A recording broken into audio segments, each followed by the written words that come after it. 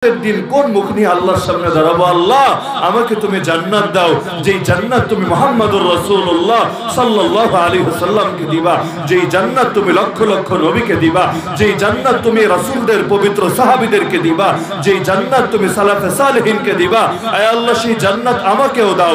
কিসের ভিত্তিতে আশা করব? আহলুস সুন্নাত ওয়াল জামাত তো তাদের আকীদাই বানিয়ে নিয়েছে আল্লাহ যাকে জান্নাতে প্রবেশ করাবেন এটা তার উপর আল্লাহর অনুগ্রহ ছাড়া কিচ্ছু না, আর আল্লাহ যাকে জাহান্নামে দিবেন এটাও তার সঙ্গে আল্লাহর ইনসাফের আচরণ ছাড়া কিচ্ছু না।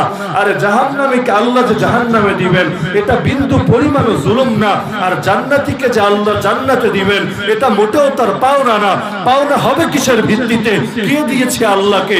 যার ভিত্তিতে বলবো আল্লাহ জান্নাত আমার প্রাপ্য, জান্নাত আমার পাওনা, তুমি দিতে বাধ্য, তোমার জন্য জান্নাত দেওয়া অবধারিত, সেই মুখ আমাদের নাই, সেই জবান আমাদের নাই। তারপর আল্লাহ তাআলা আমাদেরকে মূল্যবান বানানোর জন্য এমন এক সম্পদ দিয়েছেন যেই সম্পদ যে পেয়েছে সেই দামি হয়ে গেছে। জাহিলি যুগের জাহিলি মানুষগুলো, বর্বর যুগের রক্তখেকো মানুষগুলো, এমনকি যারা এত পরিমাণ হিংস্রতায় এত উপরে চলে গিয়েছিল নিজের হাতে নিজের সন্তানকে দাফন করতেও দ্বিধা করত না, কিন্তু এই মূল্যবান সম্পদের বদৌলতে তারাও এক একজন হয়ে গেল আসমানের তারকা, যাদের ব্যাপারে আল্লাহ নিজে আয়াত নাজিল করে বলেন রাদিয়াল্লাহু আনহুম ওয়া রাদু আন, আল্লাহ তাদের উপর খুশি সন্তুষ্ট, তারাও আল্লাহর উপর সন্তুষ্ট। নবীও বলে যান দেখো আল্লাহ আল্লাহ ফি আসহাবি লা তাত্তাখিদুহুম গারাদান মিন বাদি, আরে আমার তো বড় কষ্ট দিয়েছো কিন্তু শোনো আল্লাহকে তোমরা আল্লাহর ওয়াস্তে বলে যাচ্ছি, আমার পরে আমার সাহাবীদের বিষয়ে এই গফলতির পরিচয় দিও না, এই অধ্যত্বের পরিচয় দিও না, আমার পরে আমার সাহাবীদের সঙ্গে শরীয়তায় আচরণ করো তোমরা, কারণ ফামান আবগাদাহুম ফাবিবুগদি আবগাদাহুম, যে ব্যক্তি তাদেরকে ঘৃণা করবে আমার প্রতি ঘৃণা থাকার কারণেই একমাত্র সে তাদেরকে ঘৃণা করতে পারবে। ওমান আহাব্বাহুম ফাবিহুব্বি আহাব্বাহুম, আর কেউ তাদেরকে ভালোবাসলে একমাত্র আমি নবীকে ভালোবাসার কারণেই তাদেরকে ভালোবাসবে, কারণ মুমিনের সবকিছুর মূলে থাকে ঈমান। সে যদি দুনিয়ায় যা কিছু করে সবকিছু ঈমানকে কেন্দ্র করেই করে। আল্লাহর নবী বলেন তিনটা গুণ যার মধ্যে থাকে ঈমানের মজা সে অনুভব করতে থাকে।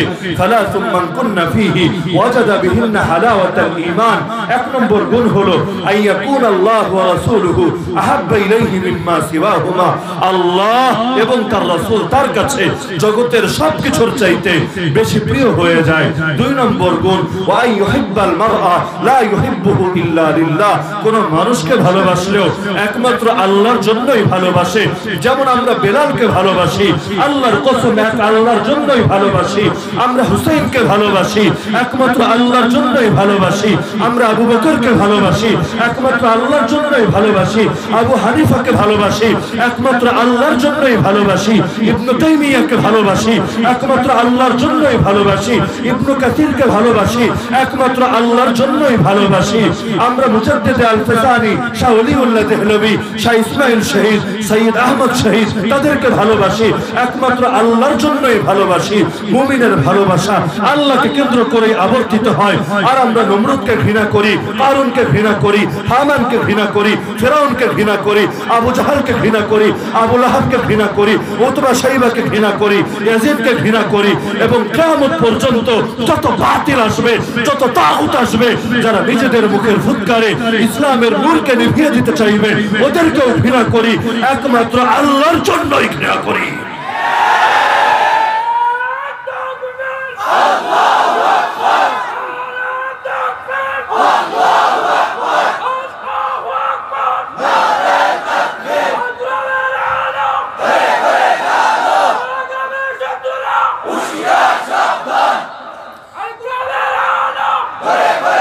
আমরা জাত দেখি না, পাপ দেখি না, গায়ের রং দেখি না, মুখের ভাষা দেখি না, আমরা দেখি সে মুমিন কিনা।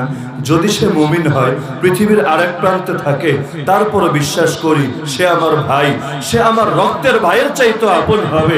যদি আমার রক্তের ভাই ইসলামের বাইরে থাকে আমি তাকে না দেখতে পারি, কিন্তু আল্লাহ যাকে ভালোবাসেন আমি কিভাবে তাকে না ভালোবেসে থাকতে পারি?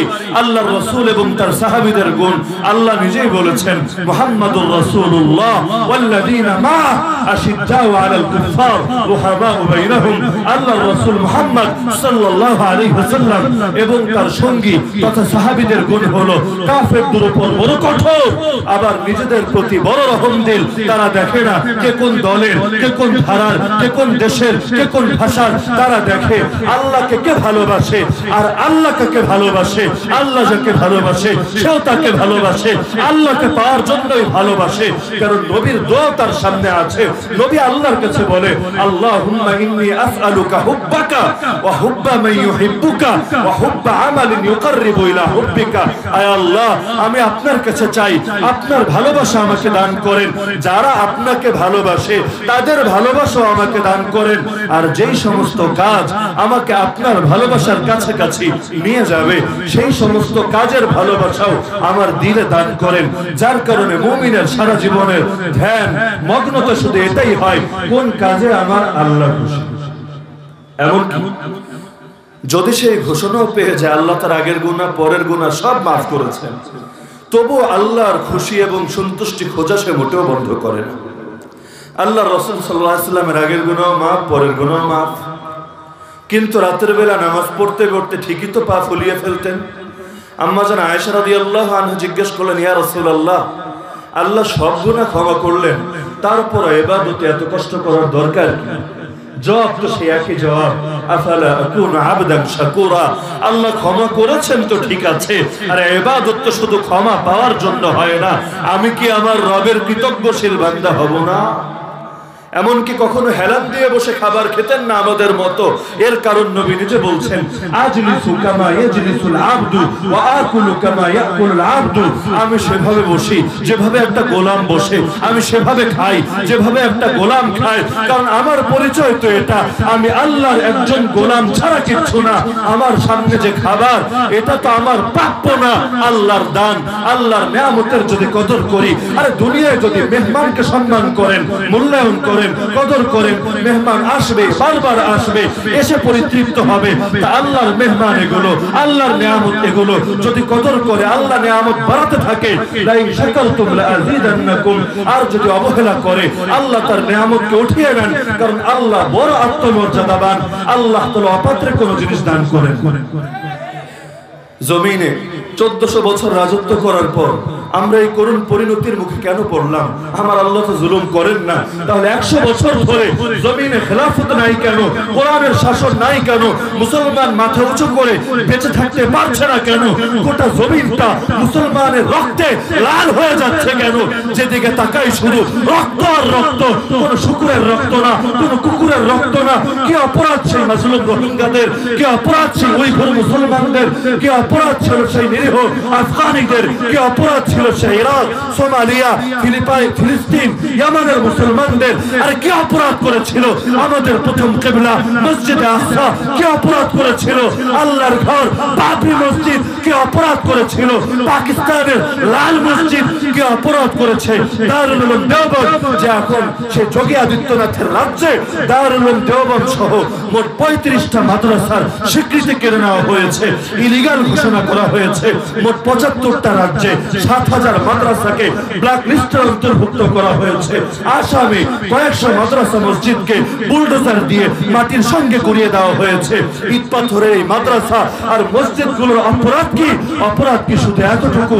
এগুলোর মিনারে মিনারে কাল আল্লাহ কাল রাসূল, আল্লাহু আকবার, হাইয়া আলাস সালাহ, হাইয়া আলাল ফালাহ, এই পবিত্র আওয়াজগুলো গুঞ্জরিত হয়। এটাই কি অপরাধ? আরে ফিরে যাই আরো গোড়ায়, আমার হুসাইনের অপরাধ কি? কোন অপরাধে কারবালার প্রান্তর রঞ্জিত হয় মাজলুম হুসাইনের রক্তে? আরে কালো গোলাম বেলালের অপরাধ কি? কেন সেই বেলালকে মরুভূমির ধুতো বালুকণার উপর ফেলে বুকের উপর গরম চাপা দিয়ে তাকে বলা হয়, বেলাল হয়তো মুহাম্মদকে ভুলবি, না হলে জীবন দিবি, যে কোনো একটা তোকে গ্রহণ করতে হবে। বাঁচতে চাইলে মুহাম্মদকে ছাড়তে হবে। আর যদি তুই চাস যে মুহাম্মদকে ধরে রাখবি, আমরা তোরে বাঁচিয়ে রাখবো না। কি অপরাধ ছিল বেলালের? বেলাল তো মুসলিম, বেশি আয়াতও জানে না, হাদিসও জানে না, এমনকি আল্লাহ শব্দ কখনো মুখস্থ হয়েছে কিনা আল্লাহ ভালো জানে। বেলাল যা জানে তাই শুধু বলে, যত মারো লাভ নাই, আমি শুধু বলবো আহাদ আহাদ আহাদ, এক এক এক। এত আমাকে বহুত্ববাদের কথা বলো, আমার রক্তের প্রতিটা ফোঁটা থেকে বের হবে এক আল্লাহ বিশ্বাসী আমি, আমাকে মেরে ফেলো তবু আমার কলিজা থেকে বের হবে এক আল্লাহ বিশ্বাসী আমি। মারতে মনে চাইলে মারো, ধরতে মনে চাইলে ধরো, জান নিতে চাইলে নিয়ে নাও, তারপরে আমি আল্লাহকে ছাড়তে পারবো না।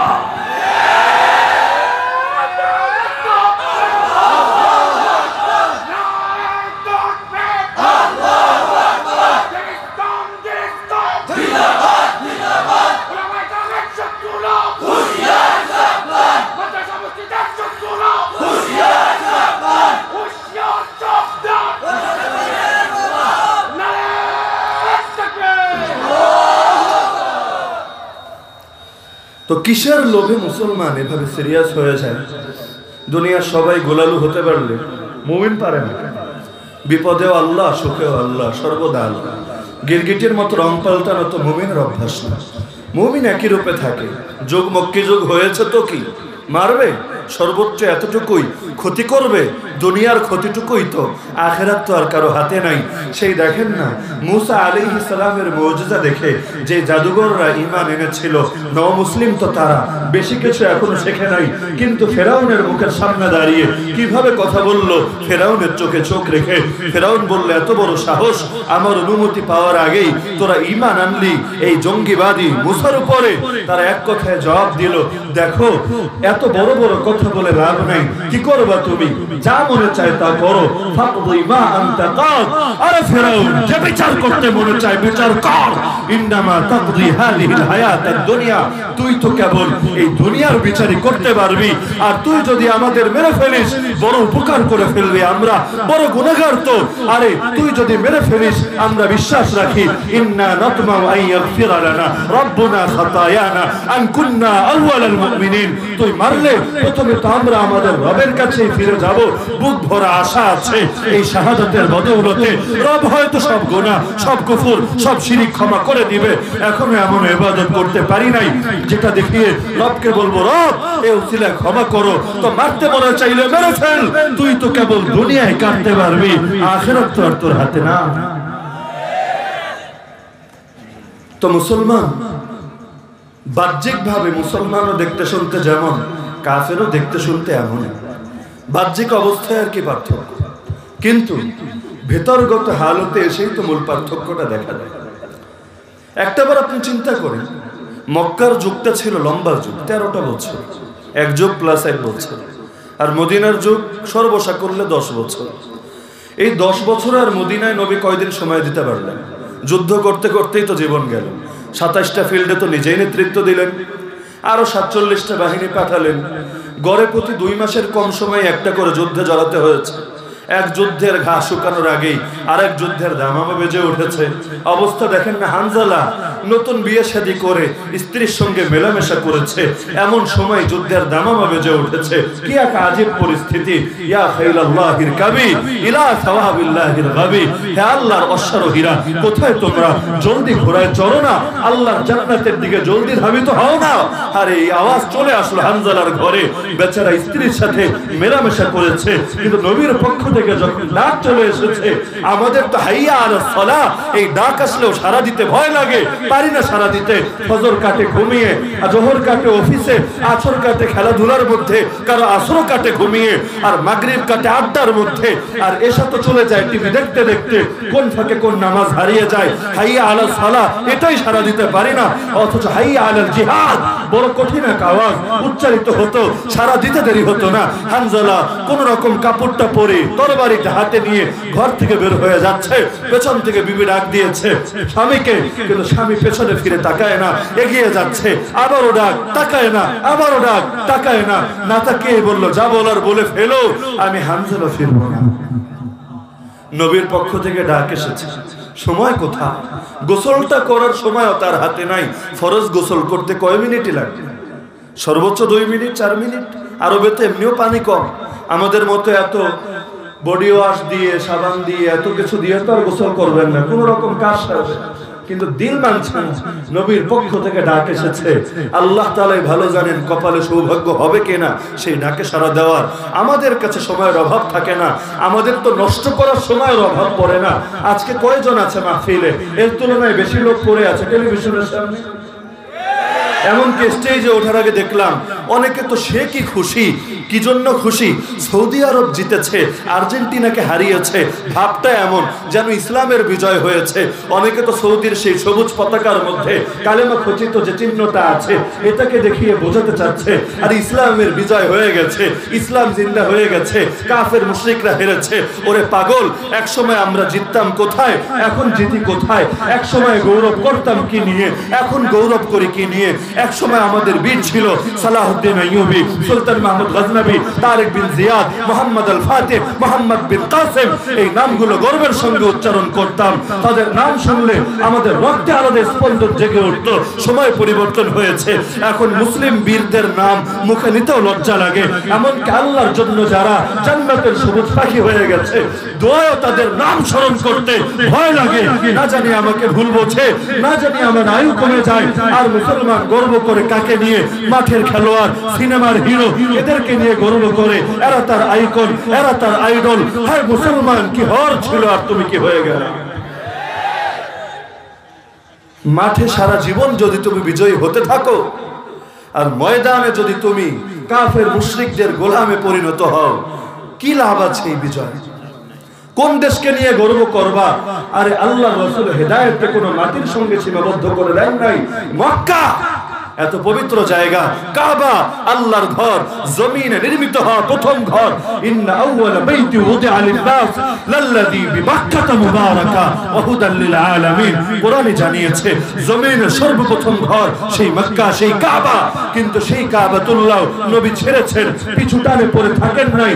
নবীকে জানতেন না এখানে 1 রাকাত নামাজ পড়লে 1 লক্ষ রাকাত নামাজের সওয়াব? নবীকে জানতেন না তার পিতা ইব্রাহিম নির্মাণ করেছিলেন এই ঘর, যখন ইসমাঈল শরীক ছিল এই ঘর নির্মাণে? নবীকে জানতেন না?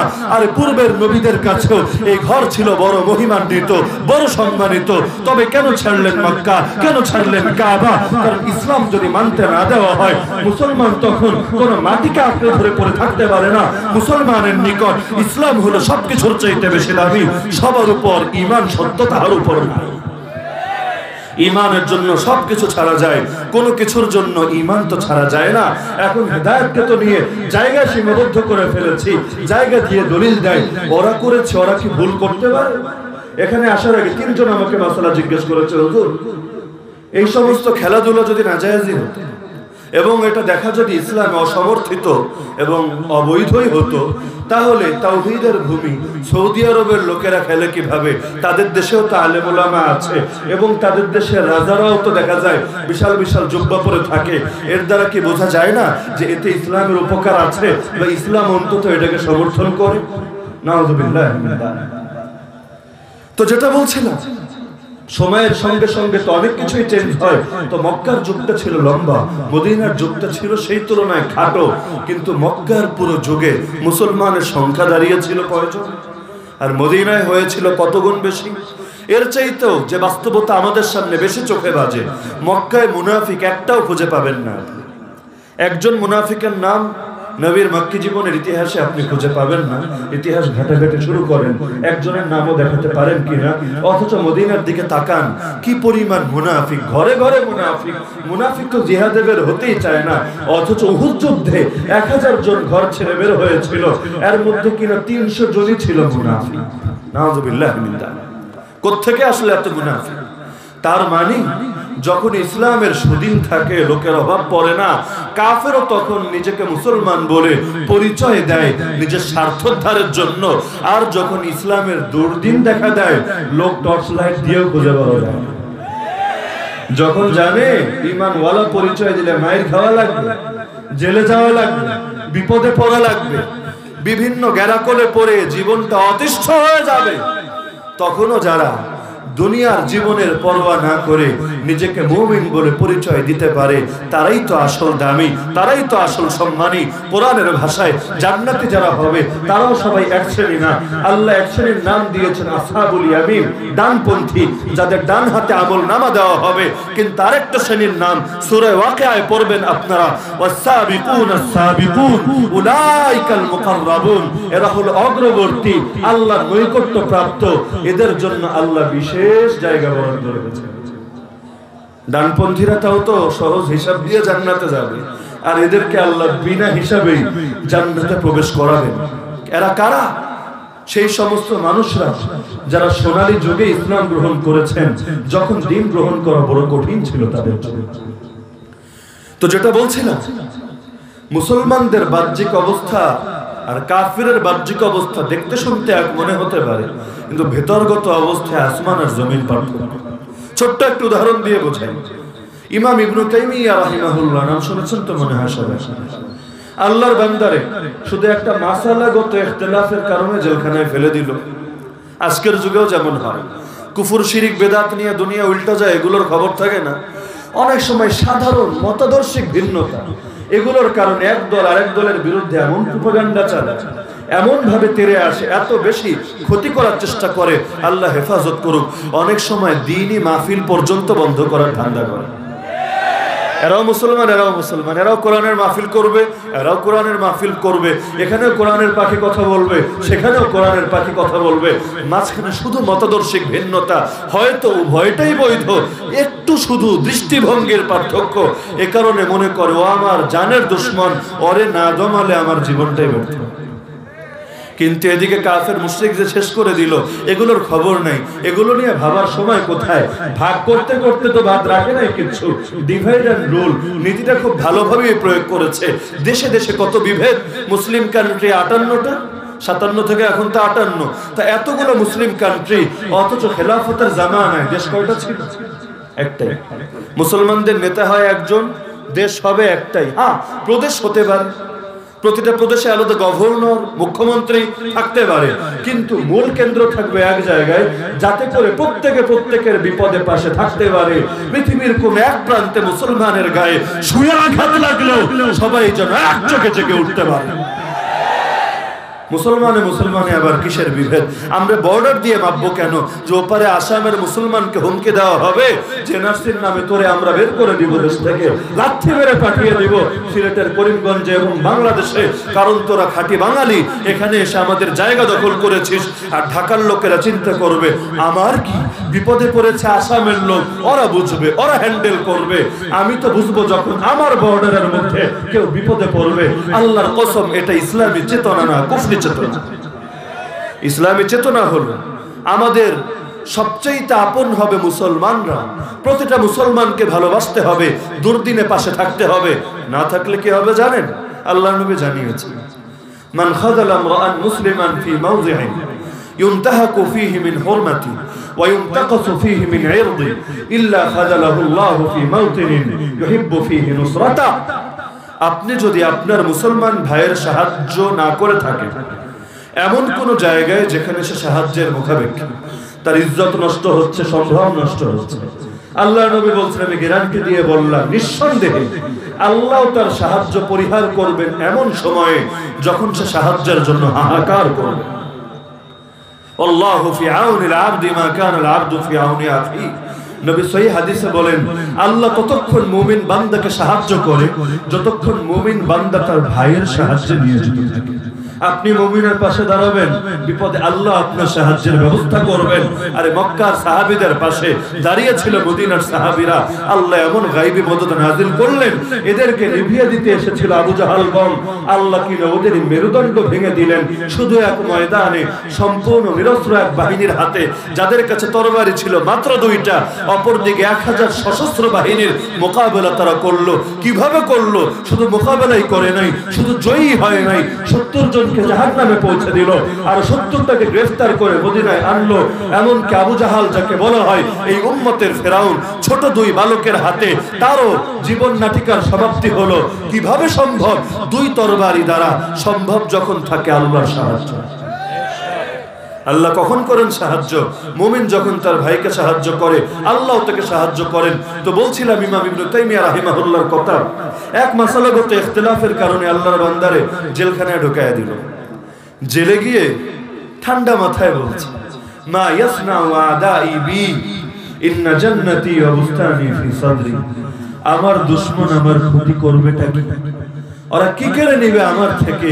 আমার সুখ, আমার জান্নাত তো আমার বুকের ভেতরে। ওরা আমার খাঁচাকে পিঞ্জিরে আবদ্ধ করতে পারবে, কিন্তু যেই জান্নাত আমি বুকের ভেতর নিয়ে ঘুরে বেড়াই সেই জান্নাতকে তো আর কেড়ে নিতে পারবে না। এমন ঘটনা সাহাবীদের জীবনেতেও পাবে। বিখ্যাত সাহাবী রিবঈ রাদিয়াল্লাহু আনহু বিখ্যাত হয়েছেন শুধু একটা ঘটনার দ্বারা। এর আগে পরে ওনার জীবনের কিছু খুঁজে পাবেন না।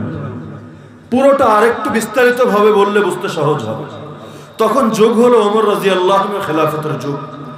আল্লাহ রাসূল দুনিয়া থেকে চলে গিয়েছেন। আবু বকর রাদিয়াল্লাহু আনহু তার 2 বছর ব্যাপী খেলাফতের শাসন শেষ করে দুনিয়া থেকে চলে গিয়েছেন।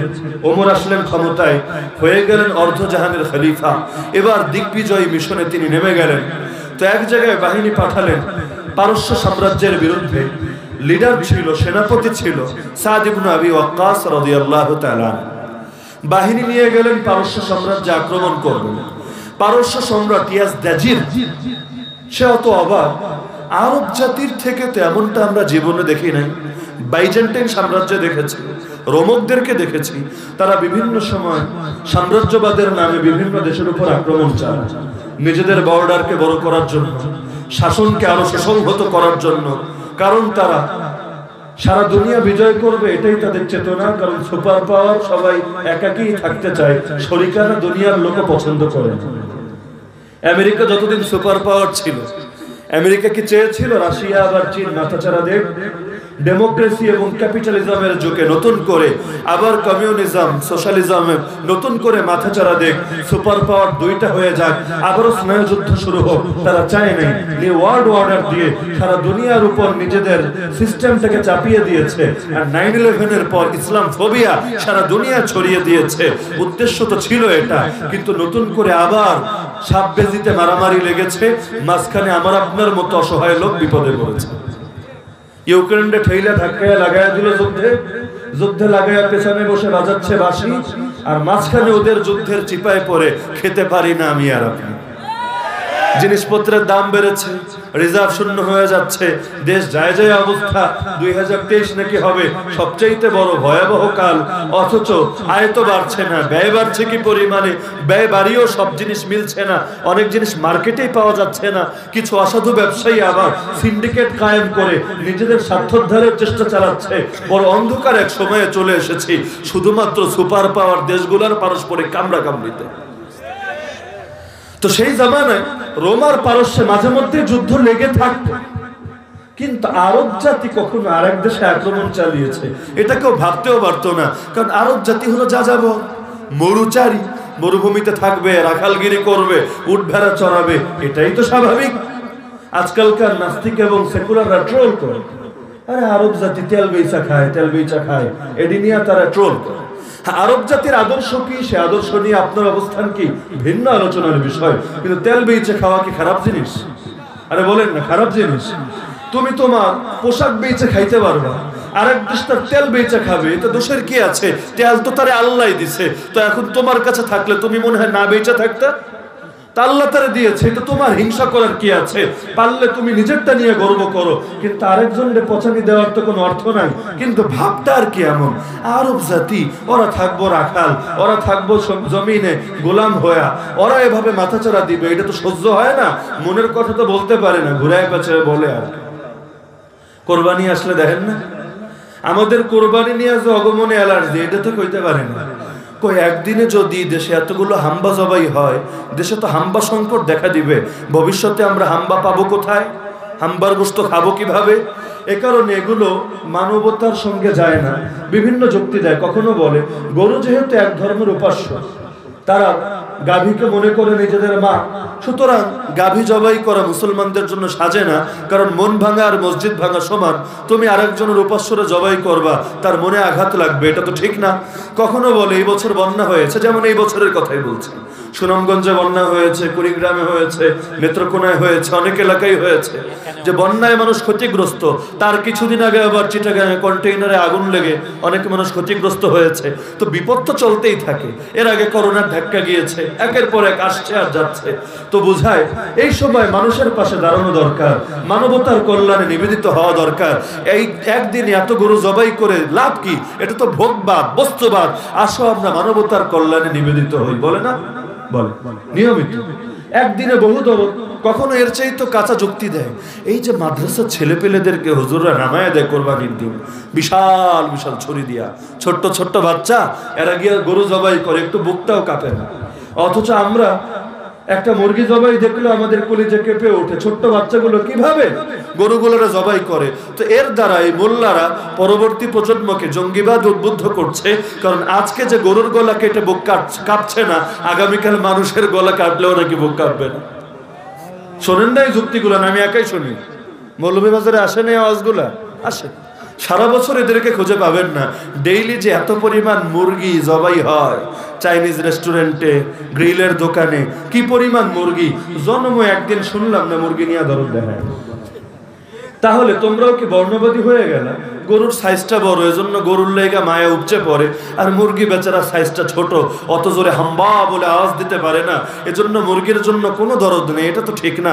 বর্ণবাদ এটা তো কখনোই ভালো না। অসাম্প্রদায়িক হও তোমরা, সবার ক্ষেত্রেই ন্যায্য আচরণ করো। আমি যুক্তি মাঝে মধ্যে বুঝি না। দেশে আগে কুত্তা মারা হতো, কুত্তা যখন অনেক বেশি বেড়ে যেত, ভাদ্র মাসে তো কুত্তায় কামড়ায় অনেকের অবস্থা টাইট করে ফেলে।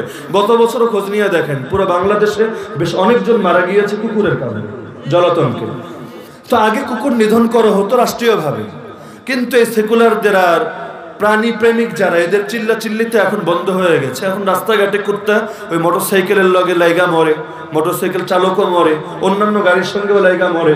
আমরা তো রাস্তাঘাটেই চলি বেশিরভাগ, দিনের বেশিরভাগ টাইম কাটে রাস্তায়। আমাদের যে কি পরিমাণ কুত্তা শিয়ালের দৌড়ানি খাওয়া লাগে। গাড়ির বাম্পার 2 দিন পর পর ভাঙে, কুয়াশার মধ্যে দেখাও যায় না, হুট কইরা এই কুত্তা এই শিয়াল শেষ, অবস্থা খারাপ। এখন দেখা যাচ্ছে কুত্তার জন্য এত দরদ, কিন্তু মশা বেচারার জন্য কারো দরদ নেই। ডেইলি কি পরিমাণ মশা আমরা মারি। স্প্রে তো ওরাই বিজ্ঞাপন দেয়, এগুলো কয়েলের ব্যবসা কারা করে? আমরা হুজুররা তো করি না, ওরাই করে। কিন্তু জীবনে শুনলাম না মশা মারা ঠিক না, প্রাণীকে কেন কষ্ট দিবা? আর জীব হত্যা মহাপাপ, এটাও তো একটা জীব। তোমরা মানুষ হয়ে কিভাবে জীবকে হত্যা করবা? এর দ্বারা তো সমাজে উগ্রবাদ ছড়াবে, বলে না? বলে নাকি? প্রাণীতে প্রাণীতে পার্থক্য করে। আপনি কাউরে বলবেন তুই হচ্ছিস টাইগার, ওই যেমন খেলার মাঠের খেলোয়াড়দের বলে টাইগার, বড় খুশি হয়ে যায়। অথচ টাইগার না বলে আপনি তারে বলেন শিয়াল, দেখবেন বেজার হয়ে গেছে।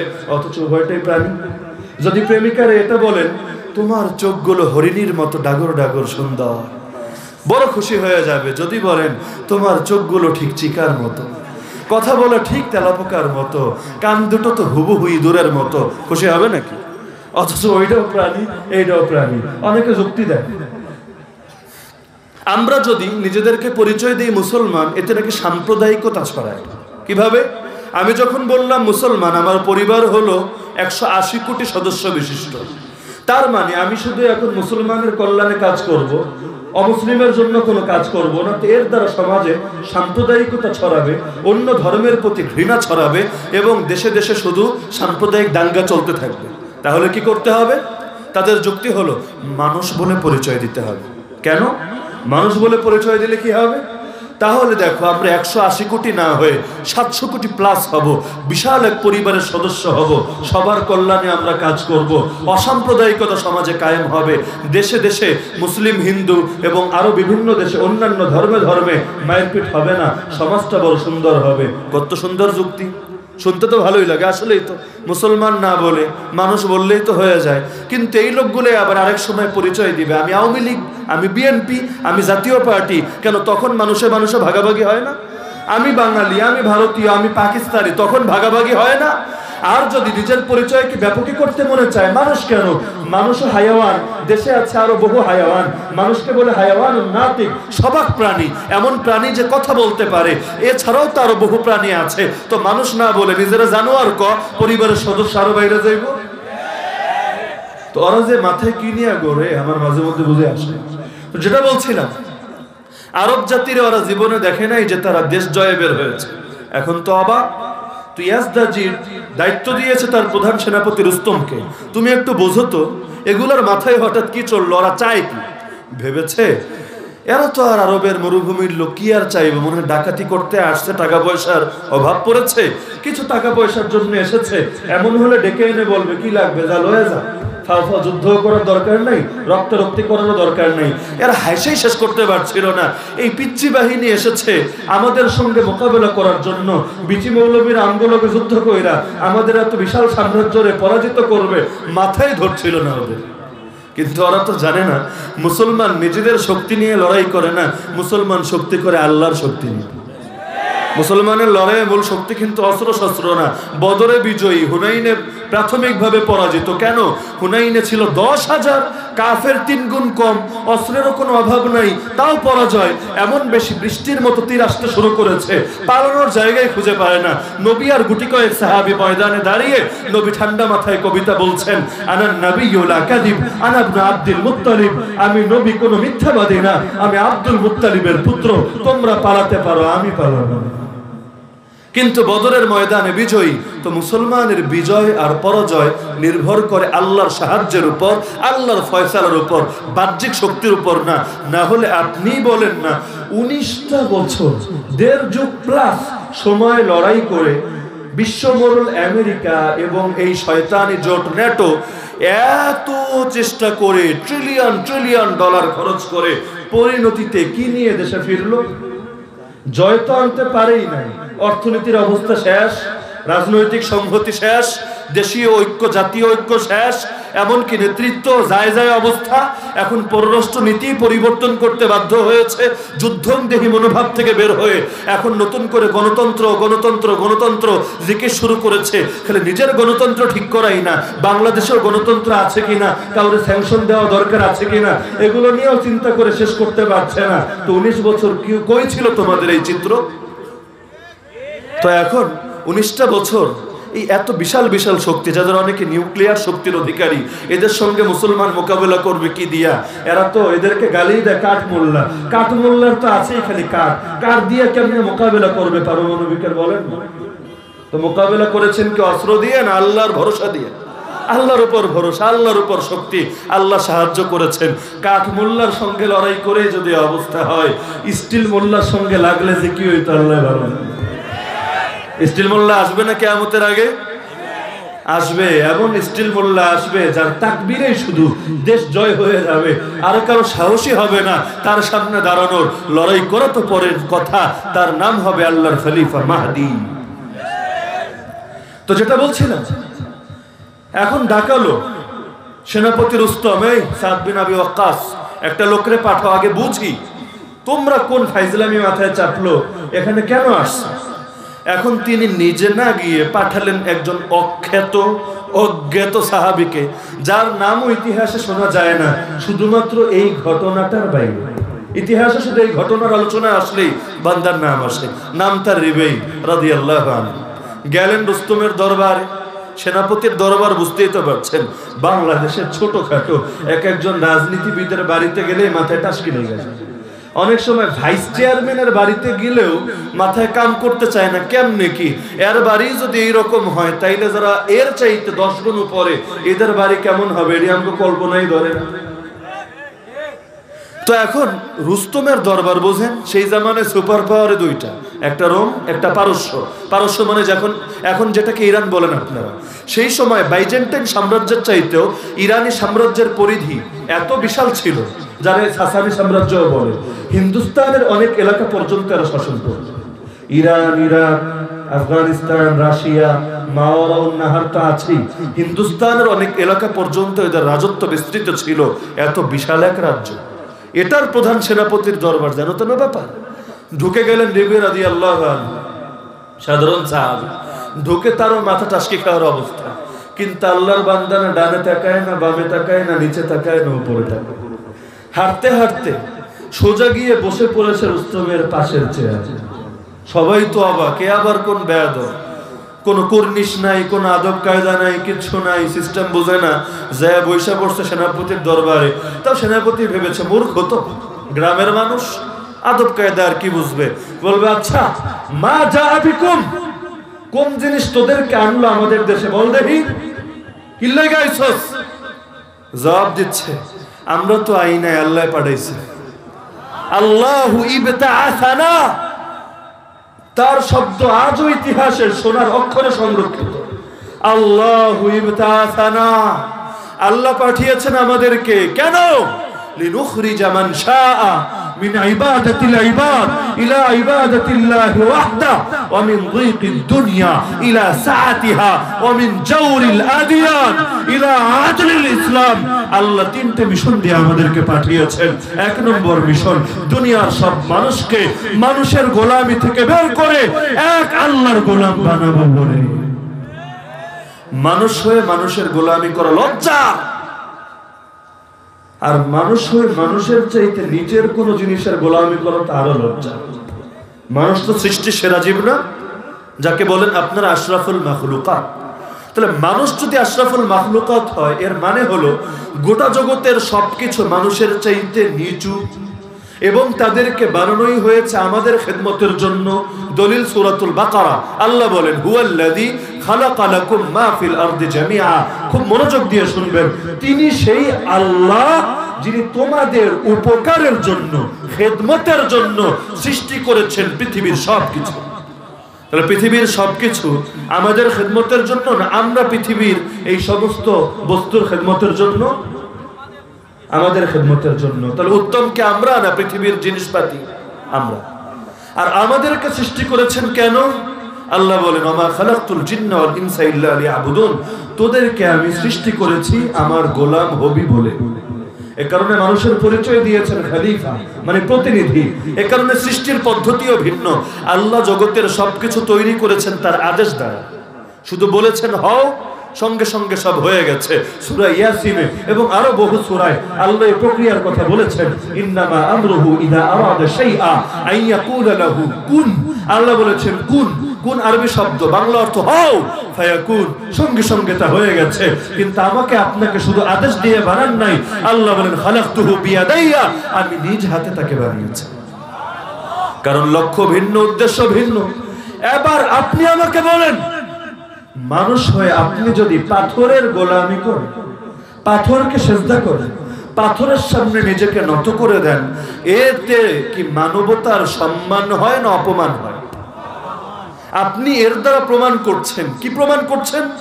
উপাস্য এবং উপাসনাকারী, এর মধ্যে উপাস্য শ্রেষ্ঠ, উপাসনাকারী অধম নিচু। সে নিজে মুখাপেক্ষী উপাস্যের দিকে, আপনি হচ্ছেন উপাসনাকারী, পাথর হচ্ছে উপাস্য। তার মানে আপনি হচ্ছেন অধম, পাথর হলো উত্তম। অথচ আল্লাহ বলেছিলেন আপনি উত্তম। এতে মানবতার অবমূল্যায়ন হয় কিনা? আরে হয় কিনা? মানুষ যা বানাবে এতে মানবতার অবমূল্যায়ন হওয়া স্বাভাবিক, কিন্তু আল্লাহ যা দিবেন তাতে কখনো মানবতার অবমূল্যায়ন হবে না। আর মানুষ হয়ে যদি গরুর সামনে নিজেকে নত করেন, গরুর পেশাব খেয়ে খেয়ে করোনা সারাবেন বলে বাজারে প্রচার করেন, আর গরুর গোবর দিয়ে কেক বানাইয়া আবার গর্বও করেন, এটাকে আমরা সামনে এক্সপোর্টও করবো অন্যান্য দেশে। নাউযুবিল্লাহি মিন যালিক। অথচ মানুষ বোকামি এবং নির্বুদ্ধিতার উদাহরণ দেওয়ার জন্য গরু, বলদ এই শব্দগুলো ব্যবহার করে। গরু আর বলদ বললে সবাই বেজার হয় না? কিন্তু সেই সামেরি, মুসা আলাইহিস সালামের যুগের সামেরির ঘটনা জানেন? সেই সামেরি থেকে ইতিহাসে সর্বপ্রথম গরু পূজা শুরু হয়েছে, আজ পর্যন্ত চলছে। আল্লাহর কসম, মানবতার জন্য এর চাইতে বড় অপমানকর বিষয় আর দ্বিতীয় কিছু নেই। এক নম্বরে বলেন আল্লাহ পাঠাইছেনই আমাদের মানুষকে মানুষের গোলামি থেকে বের করে এক আল্লাহর গোলাম বানাবো। দুই নম্বরে বললেন পৃথিবীর সংকীর্ণতা থেকে বের করে প্রশস্ততা, প্রাচুর্যতার দিকে নিয়ে যাব। আর তিন নম্বর, সব ধর্মের জুলুম থেকে বের করে ইসলামের ইনসাফে নিয়ে যাব। প্রথমটা শেষটা ক্লিয়ার, ইসলামে ইনসাফ আছে, কারণ ইসলাম হলো শান্তির ধর্ম। কিসের ধর্ম? ইসলাম যদি আপনার জীবনে ঢুকে, জীবনটা শান্তির জীবন হয়ে যাবে। যদি পরিবারে ঢোকে, পরিবার শান্তির পরিবার হয়ে যাবে। যদি সমাজে ঢোকে, শান্তির সমাজ হয়ে যাবে। যদি রাষ্ট্রে ঢোকে, শান্তির রাষ্ট্র হয়ে যাবে। যদি থানায় ঢোকে, শান্তির থানা হয়ে যাবে। যদি আদালতে ঢোকে, শান্তির আদালত হবে। ইসলাম যেখানে ঢুকবে, শান্তি নিয়েই ঢুকবে। যেখান থেকে ইসলামকে বিদায় করা হবে, সেখান থেকে শান্তিও হারিয়ে যাবে।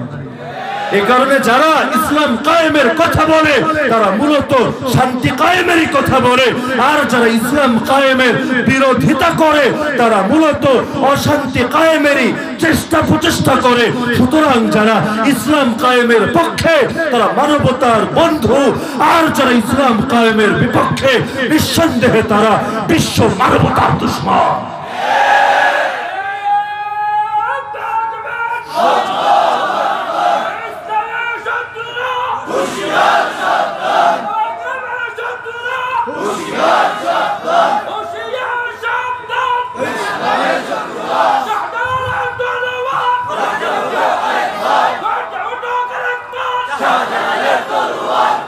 আপনি আমাকে ইসলামের এমন একটা বিধান দেখাতে পারবেন না যেটা অযৌক্তিক, যাতে মানবতার উপকার নাই, যেটা সমাজে বাস্তবায়িত হলে শান্তি আসবে না, ন্যায় আসবে না, নীতি আসবে না, কল্যাণ আসবে না। এমন একটা বিধান দেখাতে পারবেন না যেটা সমাজ থেকে দুর্নীতি, ফ্যাসিবাদ, নৈরাজ্য, বিশৃঙ্খলা দূর করতে সক্ষম না। আল্লাহ তাআলা এভাবে ইসলামকে সাজিয়েছেন প্রতিটা যুগে। তা শুধু আধুনিকই না, বরং সর্বাধুনিক। কারণ আমাদের বিভিন্ন সময় বিধান সংবিধান পরিবর্তন করতে হয় কেন? শুধুমাত্র এই কারণে যে আমরা ভবিষ্যৎ সম্পর্কে অজ্ঞ। আমরা বর্তমানকে সামনে রেখে বিধান বানাই, কিন্তু 10 বছর 20 বছর পর গিয়ে দেখা যায় এটা অচল। এই সমাজে এটা যাচ্ছে না। যুগে যুগে পরিবর্তন করতে হয়। 1450 বছর পার হলো, কোরআন কয়বার পরিবর্তন করেছেন? কই পরিবর্তন করেন নাই বলে কি অচল হয়ে গেছে, সেকেলে হয়ে গেছে? এমন একটা বিধান আমাকে দেখাতে পারবেন এই নব্য আধুনিক যুগে, পুঁজিবাদের যুগে, শিল্পায়নের যুগে? জাস্ট একটা বিধান পারলে আমাকে দেখাবেন যার সমাধান এই আল কোরআন থেকে দেওয়া সম্ভব না। শুধু আধুনিক বললে ভুল, সর্বাধুনিক ধর্ম হলো ইসলাম।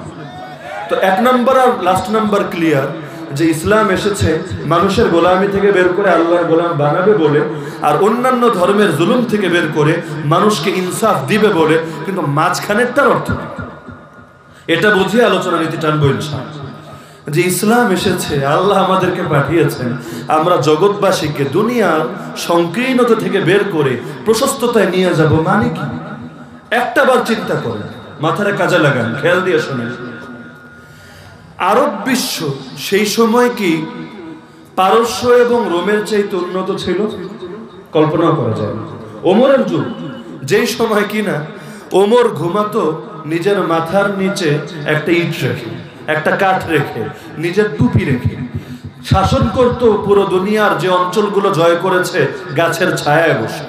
আর রোম আর পারস্যের এক একজন সভাসদ এমন উন্নত জীবন যাপন করতো যেটা আরবের লোকরা কল্পনা করতে পারত। ছোট্ট শুধু 3টে উদাহরণ দিই। এই পারস্য সাম্রাজ্যের শেষের দিকের কথা, যখন পতন হয়, সম্রাট ইয়াজদাজিদ তার রাজধানী মাদায়েন ছেড়ে পালাচ্ছে। পালানোর সময়ের কথা, যখন সে পালিয়ে যাচ্ছে, তখন তার সঙ্গে ছিল 1000 বাবুর্চি, 1000 গানের শিল্পী, আর 1000 চিতা ও বাজ পাখির ব্যবস্থাপক।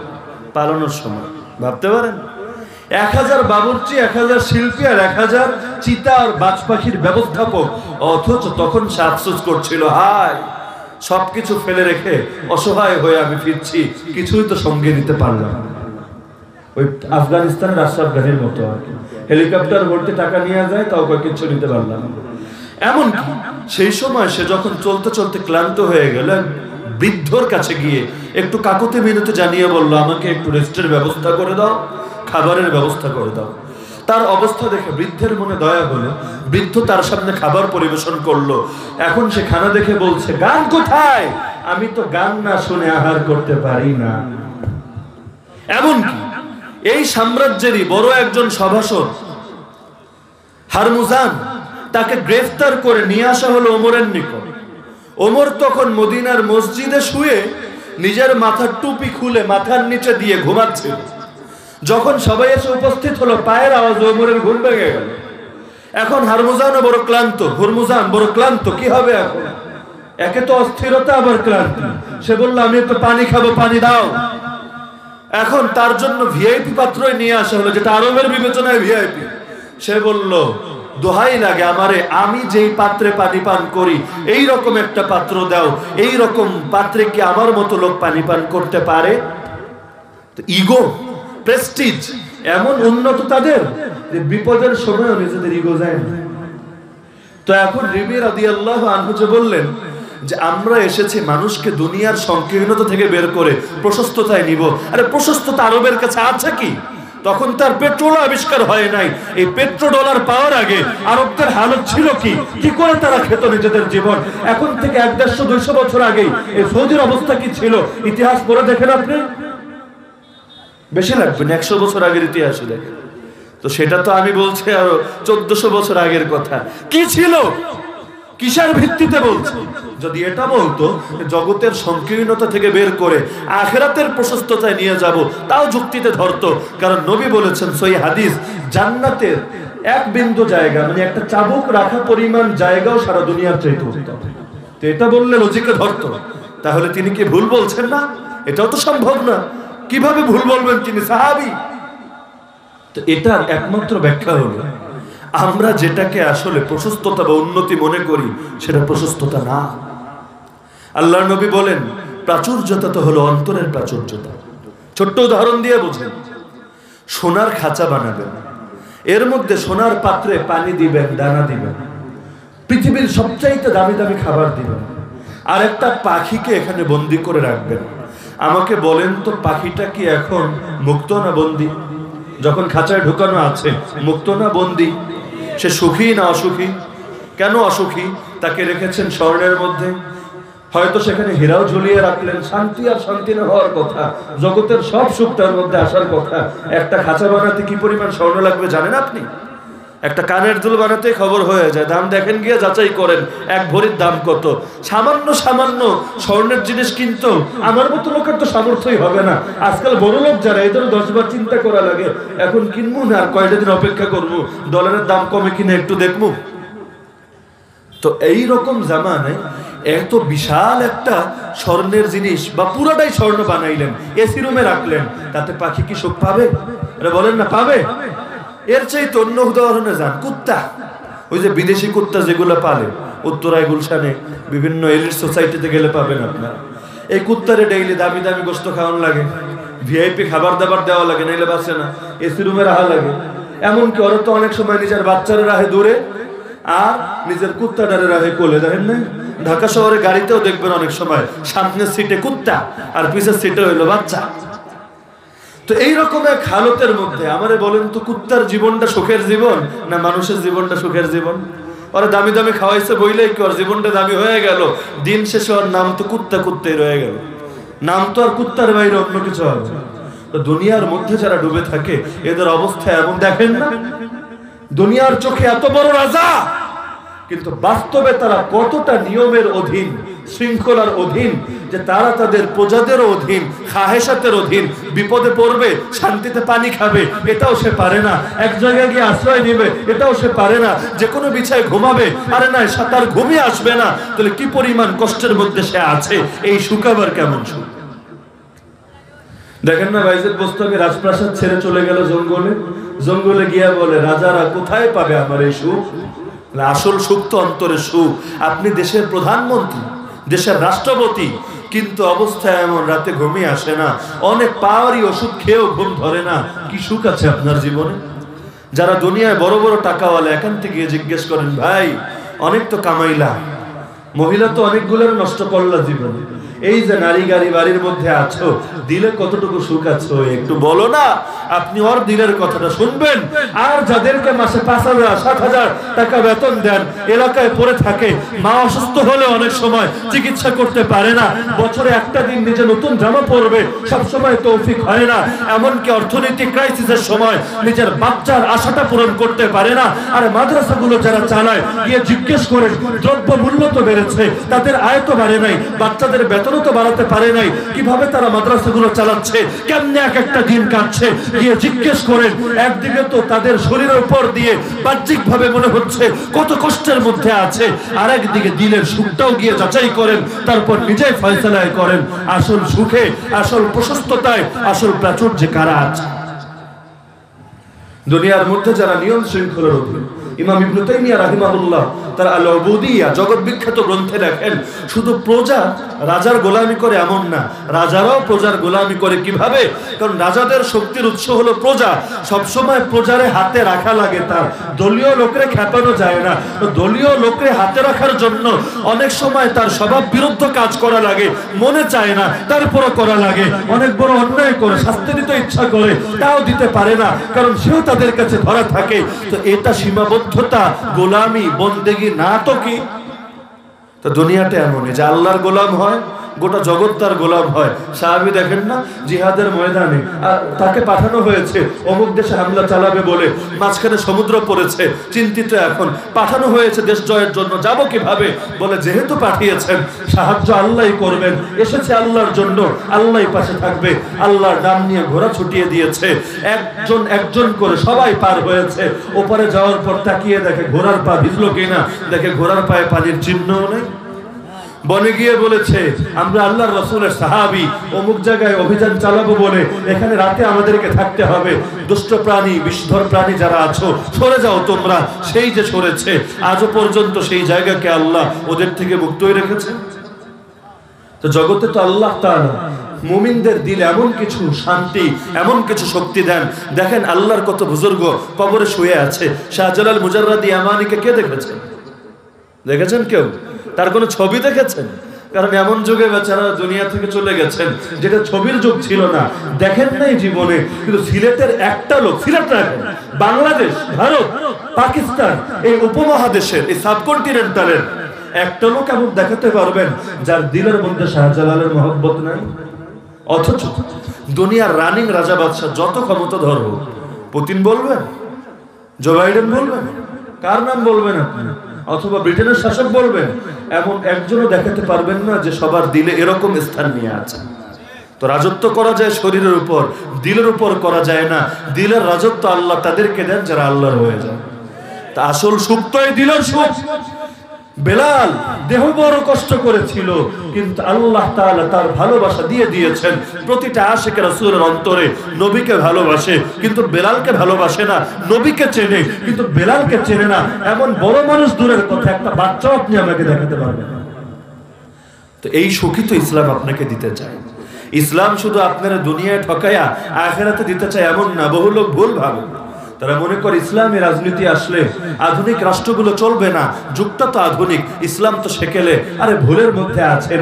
ইসলামই হলো সর্বাধুনিক। ইসলামী রাজনীতি বলবেন, ইসলামী অর্থনীতি বলবেন, ইসলামী বিধান সংবিধান বলবেন, ইসলামী বিচার ব্যবস্থা, ইসলামী শিক্ষা ব্যবস্থা, ইসলামী সভ্যতা, ইসলামী সংস্কৃতি। আগেই তো বলে আসলাম ইসলাম শান্তির ধর্ম, যেখানে যায় শান্তি নিয়েই যায়, যেখান থেকে বিদায় করা হয় শান্তিও সেখান থেকে দূর হয়। যেখানে যেখানে ইসলাম সেখানে সেখানে শান্তি, যেখানে যেখানে অনইসলাম সেখানে সেখানে অশান্তি। বিশেষভাবে একেবারেই লাস্ট কথা, দুই ধরনের মুসিবতের কারণেই তো শান্তি নষ্ট হয়।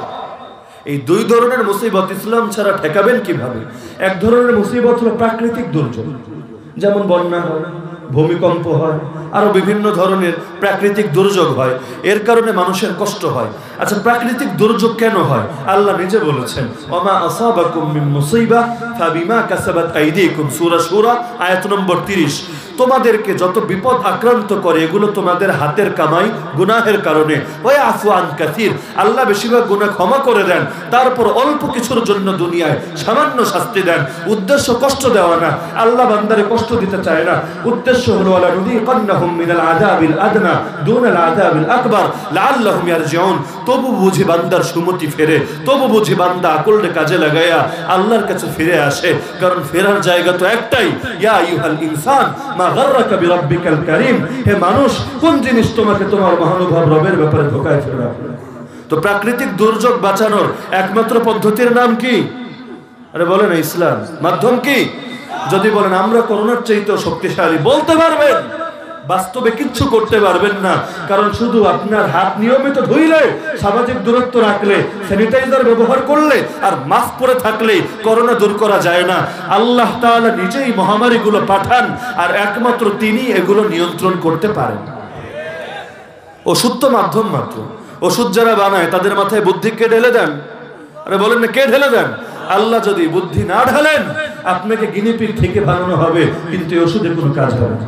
তো প্রাকৃতিক দুর্যোগ থেকে বাঁচতে চাইলে ইসলাম, আর অন্য যেই কারণে অশান্তি ছড়ায় সেটা হলো মানুষের সীমালঙ্ঘন, বাড়াবাড়ি, জুলুমের কারণে, নৈরাজ্যের কারণে, লোভের কারণে, হিংসার কারণে, প্রতিহিংসার কারণে, রাজনৈতিক বিদ্বেষের কারণে, ফ্যাসিবাদের কারণে, এগুলোর কারণেও সমাজে অশান্তি ছড়ায়। এগুলো দূর করার একমাত্র মাধ্যম তো ইসলাম। পুলিশ দিয়ে মানুষকে মানুষ বানানো যায় না, কারণ পুলিশ রাজত্ব করতে পারে শরীরের উপর, আইনের চোখকে ফাঁকি দেওয়া যায়, একটা দৃষ্টিকে শুধু ফাঁকি দেওয়া যায় না। সেই দৃষ্টি কার দৃষ্টি? আরে কার দৃষ্টি? আপনি স্কুলের স্যার যদি হন, কলেজের শিক্ষক হন, প্রফেসর হন, লেকচারার হন, অথবা মাদ্রাসার মুহতামিম হন, আপনিও স্বীকার করবেন কোন বাচ্চার দিল যদি তৈরি না হয়, ওরে যতই মারেন মানুষ বানাতে পারবেন না। ওরে মারাটাই বেকার, মাঝখান দিয়ে নিজে ফাঁসবেন, আইনের কাছে ফাঁসবেন। ওরে মারাটা শুধু শুধু, এর কোনো ফল নাই। কিন্তু দিল যদি তৈরি করতে পারেন, টাচও করা লাগবে না, ইনশাআল্লাহ মানুষের মতো মানুষ হয়ে যাবে। তো ইসলাম তো আপনার দিল তৈরি করে, তাকওয়া, আল্লাহর ভয়। যার দিলে আল্লাহর ভয়, সে প্রকাশ্যেও দুর্নীতি করবে না, গোপনেও করবে না, সর্বপ্রকার গুনাহ থেকে বাঁচবে। যার দিলে আল্লাহর ভয় নাই, আইন দিয়া, লাঠি দিয়া তারে কতটুকু মানাবে? এ কারণে আসেন না আমরা ইসলামের হয়ে যাই, কারণ আমাদের দামের মূল উৎসই ইসলাম। ইসলাম নাই তো জীবনের দাম নাই। সেই শুরুতে বলে আসলাম, মৃত সে না যে জীবন হারিয়ে ফেলেছে, মৃত তো সে যে ঈমানকে হারিয়ে ফেলেছে। ঈমান নাই তো কিচ্ছু নাই। পোকামাকড়ের খাদ্য হব দুদিন পর, এখানেই শেষ না, চির আযাবে আক্রান্ত হব, আফসোসে কলিজা ফেটে যেতে চাইবে, কিন্তু আল্লাহ মৃত্যুকে জবাই করে দিবেন। না মরবো না শান্তিতে বাঁচতে পারবো। হতাশা ছাড়া কিছুই হবে না। সারা জীবনের সব প্রাপ্তি কবরের এক চাপেই টাইট হয়ে যাবে, শেষ। যখন কবরে রাখবে প্রথম চাপটা খান, নবী বলেন ডান পাজরের হাড় বাম পাজরের হাড়ের মধ্যে ঢুকে যাবে। সব প্যারাডো গাড়ি, সব আইফোন, সব এসি রুম, সব আরাম ভুলে যাবেন, জাস্ট এক চাপে শেষ জীবন। তো আসেন আমরা ইসলামের হয়ে যাই। পারবেন না? পারবেন তো ইনশাআল্লাহ। যদি এই নিয়ত করে, এই হিম্মত করে, ওয়াদা করে যেতে পারেন, আমি মনে করি খাদিমুল কোরআন পরিষদের এই 22তম মাহফিল সফল। একটা মাহফিলের পেছনে যে লাখ লাখ টাকা খরচ করা হয়, উদ্দেশ্য তো একটাই, আমরা ইসলামের হয়ে যাব, ইসলাম আমাদের হয়ে যাবে। আমরা এই শপথ করে বাড়ি ফিরবো, আমি জিন্দা থাকলে ইসলামকে নিয়েই জিন্দা থাকবো, আর যদি মরতে হয় ইসলামকে মরতে দিব না। আল্লাহর নাম নিয়ে নিয়ে হাসি মুখে আমি মরণকে বরণ করে নিব। আসেন না আমরাও সাহাবীদের মতো বলি, ফুজতু রাব্বিল কাবা, একদিকে মরবো কিন্তু ইসলামের জন্য মরলে বলবো আল্লাহর কসম জীবনটা তো কামিয়াব হয়েছে। ফানা ফিল্লাহ কি তেহ में बका का राज मुज़मर है, जिसे मरना नहीं आता उसे जीना नहीं आता। वमा अलैना इल्ला अल बलागुल मुबीन व आखिरु दावाना अनिल हम्दुलिल्लाहि रब्बिल आलमीन।